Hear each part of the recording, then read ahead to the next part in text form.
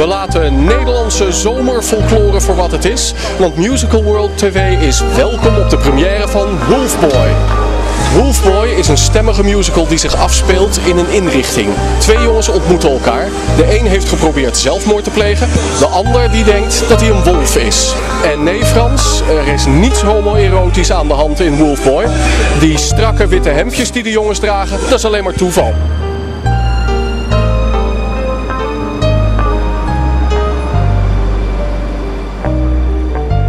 Sorry, excuse me, are you... Oh, thank goodness. I thought I had the wrong room again. Thank you, Christian. Good to meet you. I'd rather stand if you don't mind. I can't seem to sit still. I'm a bit on edge. What with... Sorry? Hi, Greg and Paul. Wolfboy's opening night. How do you guys feel? Great, yeah. Feel good. Yeah. You? Yes, it was a good experience. It was a nice audience. Very good.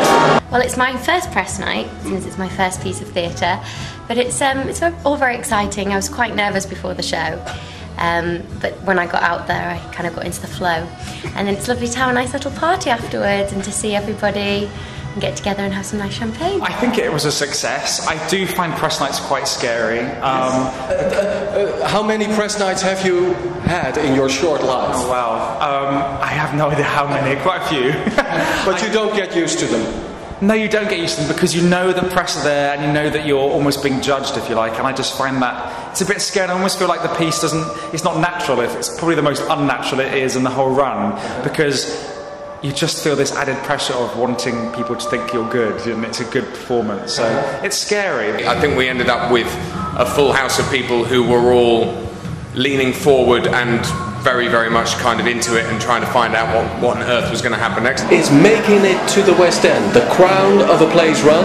Yeah. And why?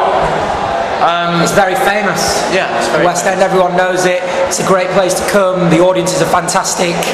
And with that, there's lots of competition. There's lots of shows that want to go in the West End. There are only two kinds. They either kind of sit back and switch off in as much as it's not necessarily everyone's cup of tea, or they immediately click into the storyline, and this evening we had that exact audience. We had the audience that it was written for. What is it about?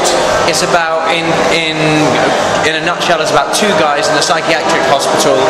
One has tried to commit suicide, one may or may not have the powers of a wolf. It's about their journey together. It's called Wolfboy, but it's not really about a boy being a wolf. It's about these boys, and they meet, they're in rooms next to each other, and it's basically about their friendship and what happens with them. I play the brother of the boy that's tried to commit suicide. I'm a very concerned brother. I love my brother very much, and I'm very concerned that he's tried to kill himself.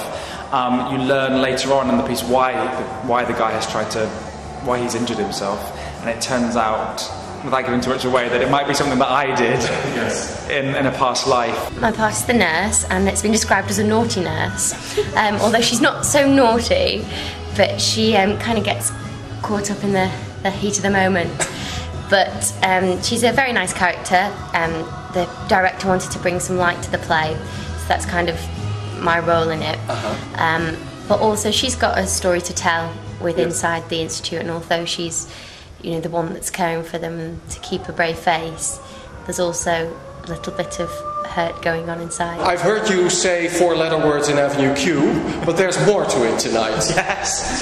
Tell me. It's I'm playing a very what's the word? Almost a dark character. He looks like he's fine on the surface, but you kind of find out something about him later on in the piece, and he's not quite. He's harbouring, sounds like Rod, he's harbouring a secret. It's much worse than that. Yeah, it's just been interesting to get my teeth into something much more challenging acting-wise, and a piece that's so dark, and they call it a psycho-sexual thriller or something. What is that with wolves? Suddenly this popular theme from the 60s comes back. Yeah, it's very popular. I mean, you look at Twilight, there was a remake of the Wolfman film. Yeah, the wolves are very vocal. Everyone likes a bit of mystery, and wolves, vampires, it's another world. People like to get lost in it. Yeah, people like to believe. Yeah. It is kind of like Twilight. I thought the posters were quite Twilighty with a dark twist to it. I think the play on one level is kind of the idea of Wolfboy. At first you see each character and you kind of see this bravado that each character puts on. But I think as you get into the play, it's almost as if the characters are seen for what they really are, and it's their inner wolves, their inner animal, the rawness, each comes to their own in the end of the piece. The sexual element is there's lots of... Well, the boys, for instance, there's two boys, and all the way through you're not quite sure of their sexuality and their relationship which they build together. You're not quite sure where it's going because they're straight men, they're straight boys, but they do have a bit of a moment together, yes. Shall I say. I have a moment with the nurse character.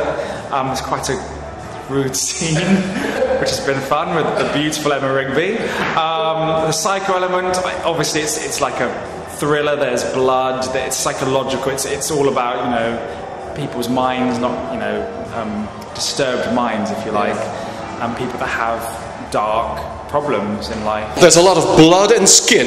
Yes, lots of blood and skin, so if you're squeamish, then don't go.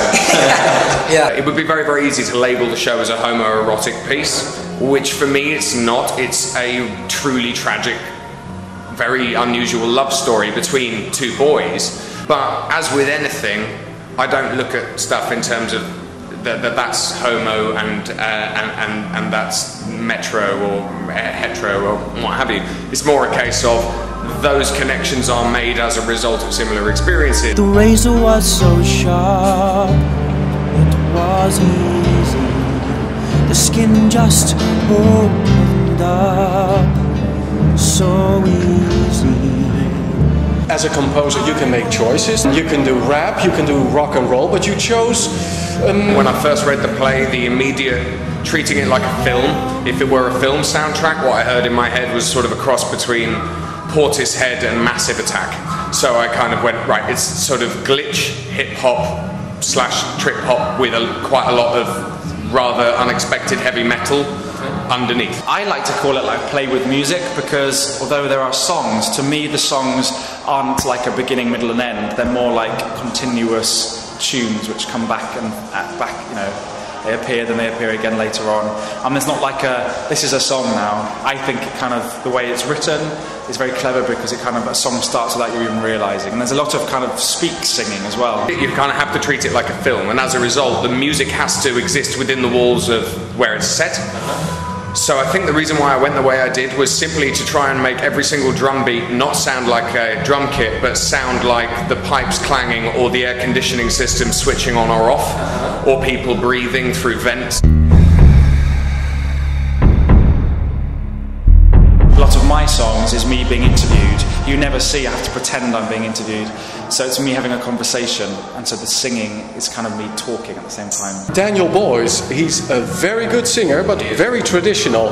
Daniel specifically has been a dream come true in terms of, yes, absolutely, because he's come from a very, very standard musical theatre format. Did he fit into Portishead and Massive Attack? Absolutely. He kind of, I think he's had kind of quite a cool time doing it, for no better reason than it's so many million miles away from what he can do by second nature. Daniel Boyce, he's so lovely. He's a really, really nice man, I should say, and he's got the most amazing voice, and he's been fantastic to work with, and there's not a day gone by where I've not laughed and been in hysterics all day long. I kind of always said, I don't want singers who can act a bit, I want actors who can sing a bit, and they don't even need to be spectacular singers. Luckily for us, Daniel Boyce is a spectacular singer who also happens to be a tremendous actor. Say something.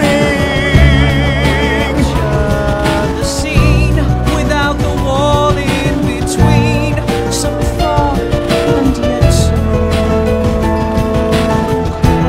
close.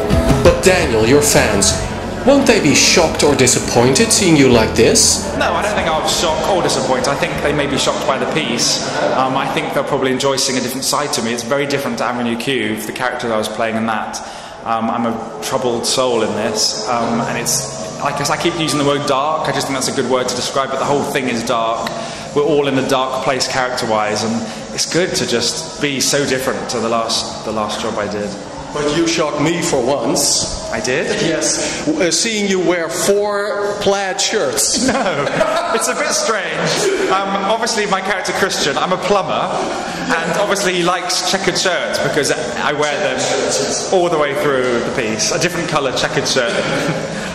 It took me 80 minutes to get used to it. Tell me, why should we put Wicked or Jersey Boys aside and choose Wolfboy? Those musicals are all fantastic and they're very much a musical, whereas I feel Wolfboy is a really interesting and completely unique piece that I think you should all come to watch. Because it's something totally unique. Something totally unique, and you don't get blood and skin and Wicked. Let's talk more tomorrow. And have fun this opening night. Thank you.